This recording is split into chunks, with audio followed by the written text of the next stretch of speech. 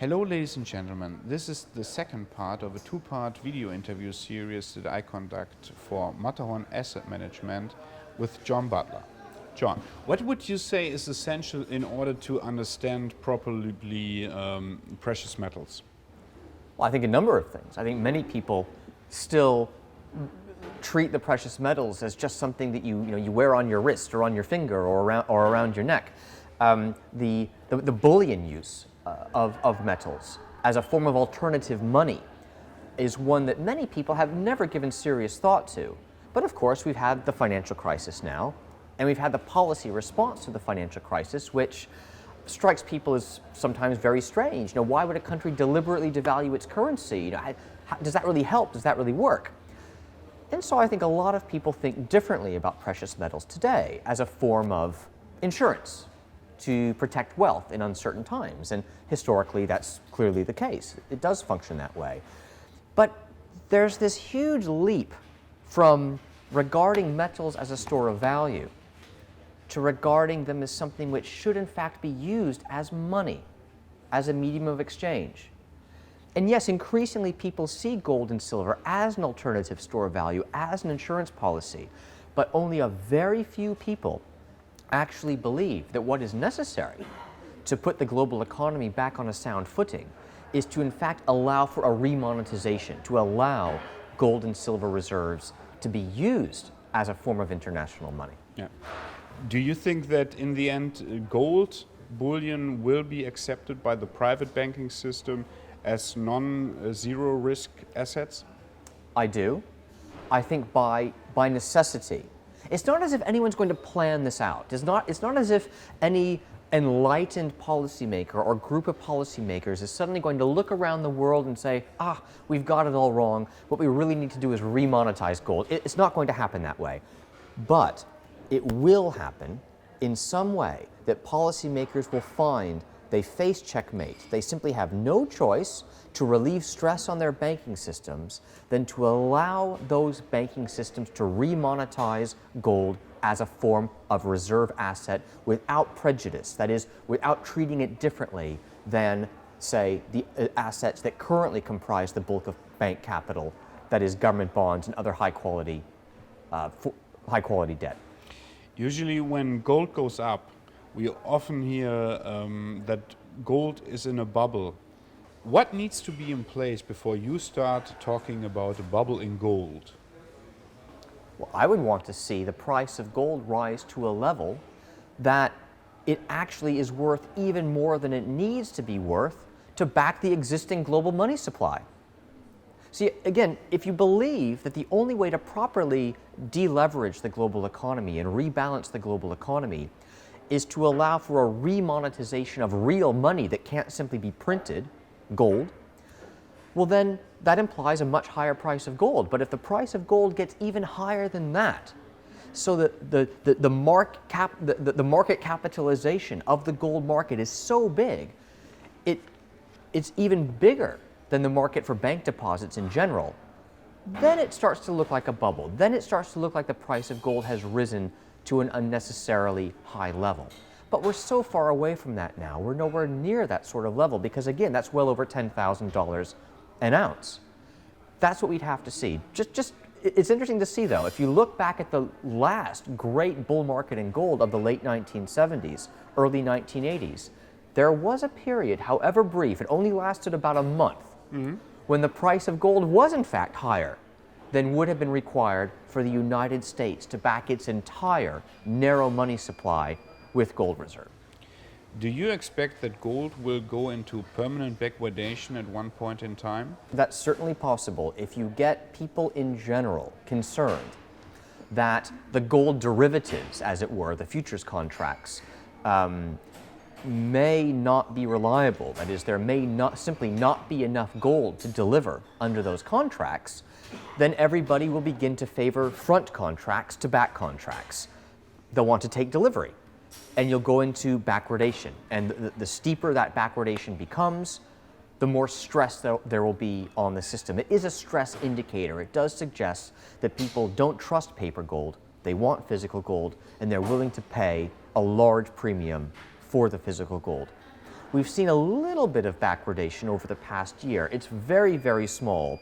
It might actually reflect gold miners hedging production forward, as opposed to investors prioritizing physical over paper gold.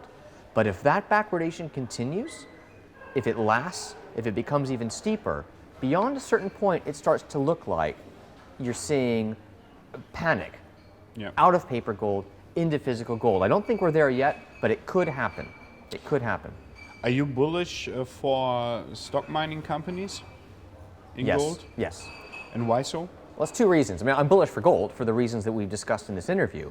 But if you look at the valuations of miners, and I'm not talking just the speculative junior miners, I'm talking about your producing companies with proven resources in the ground, that they know how to get out, they know it's there, they know how much it will cost to get it out of the ground, they just don't have it out of the ground yet. If you look at those mature, reliable gold producers, they're trading like deep value stocks. They're offering dividend yields that are higher than they've practically ever been. And so in the meantime, if you own these shares, you can earn a nice dividend yield of 3%, 4%, and then of course you also benefit from the capital appreciation if the gold price gets back into an uptrend, which I believe will happen in the coming months and years. Precious metals are usually perceived as a crisis metal.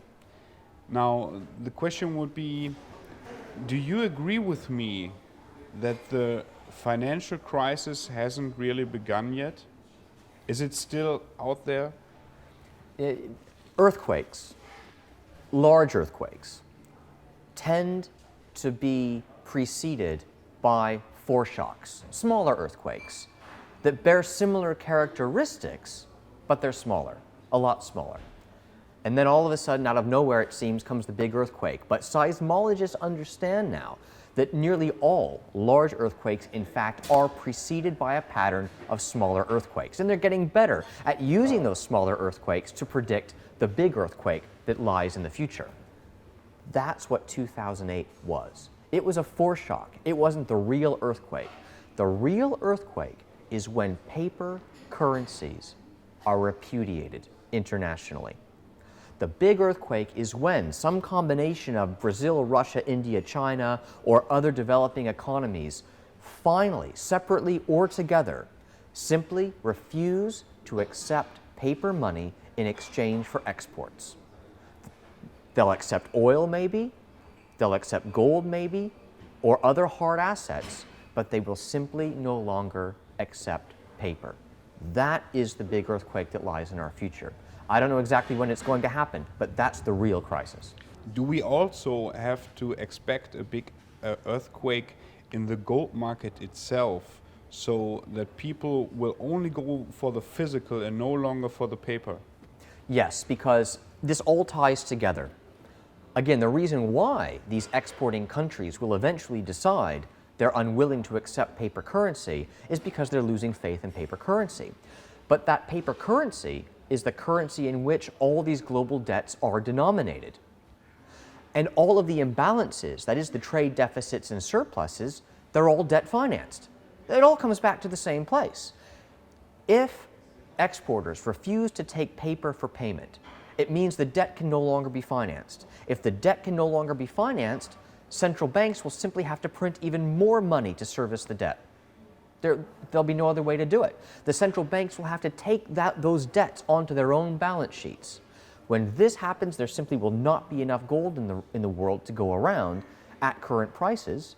It will force the price up in a potentially hyperbolic spike as gold becomes de facto remonetized.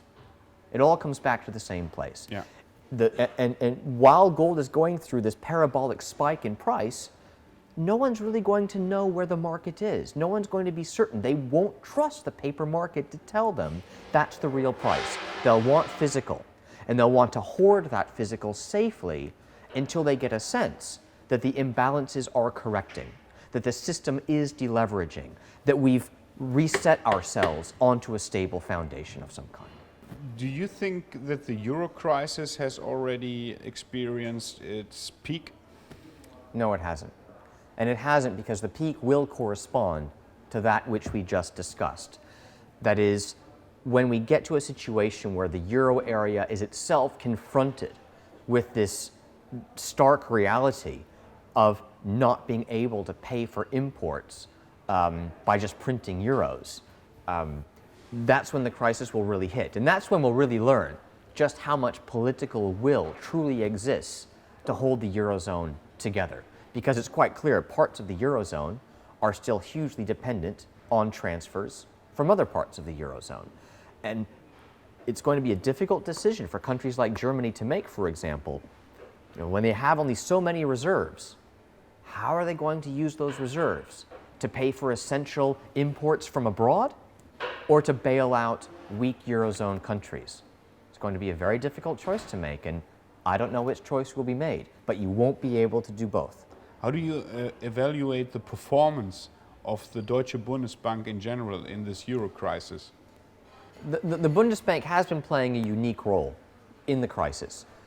And it goes back to how the Bundesbank was created. The Bundesbank was created at the same time that the Deutsche Mark itself was created. It was part of the same process, and that process was to place Germany back on a stable monetary foundation after the war, and of course the hyperinflation that had preceded the war. So that was the purpose. But the thing is, even though the euro has now replaced the Deutsche Mark, the Bundesbank still exists. And if you read the Bundesbank charter and the way in which it is set up in line with the German basic law, which is the constitution of the country, it makes it very clear the Bundesbank is the guardian of the German currency. It doesn't say it's the guardian of the Deutschmark. It's the guardian of the value of the German currency. Well, it so happens the euro is now the German currency, but that means the Bundesbank's role is to safeguard the value of the euro. And if at any time the German Bundesbank believes that that is not the case, that the ECB is not acting in a way that safeguards the value of the euro, then by extension, the Bundesbank can go to the German Constitutional Court and can say that the ECB is acting in a way that fundamentally conflicts with the German Constitution. Now, the Bundesbank hasn't done that yet. Jens Weidmann, the president, has said on multiple occasions that he is concerned about things being discussed at the ECB. But he hasn't yet come out and said that what the ECB is in fact doing threatens the value of German currency, which happens to be the euro. But imagine it comes to that. Imagine it gets to the point where not only Jens Weidmann, but his colleagues actually believe that what is happening at the ECB does threaten its stability. And they do go to the Constitutional Court. What do you think will happen in financial markets when the headline of every European newspaper reads, German Constitutional Court to decide on whether recent ECB actions violate the German Constitution? Financial crisis. Boom. They blow it up right then and there. Financial markets will not wait for that decision. They will act, they will force up borrowing costs throughout the euro periphery, and it will all blow up. And the Bundesbank knows it. And I believe the ECB knows it. And what that means, the ultimate central banker authority, the ultimate central banking authority of the euro area remains the Bundesbank. Because they hold this column that supports the whole edifice of the euro, and they can just knock it away. I'm not saying that's what they'll do. I don't know if they'll do that or not, but they have the power to just knock it away. Yeah, but in general, do you have the opinion that the euro was a good idea? I think it was a good idea in principle. And I actually think Germany really meant well in pushing for the euro. Think about what a gold standard is. It's a common acceptance of a universal currency which is used to settle accounts and which cannot be manipulated by any one country that participates in that system. It creates a level playing field for a football match. And therefore, you're going to get a better football match as a result. The problem is, in practice, it hasn't worked that way. Germany believed that by sharing the benefits of a stable currency and associated low borrowing costs, Germany believed the euro periphery would fundamentally reform their economies to look more like the German economy, to become more competitive, to become stronger exporters, to keep the labor unions, keep their demands reasonable, to find a good balance between the corporate sector and the public sector and the household sector. It didn't happen that way. It didn't happen that way.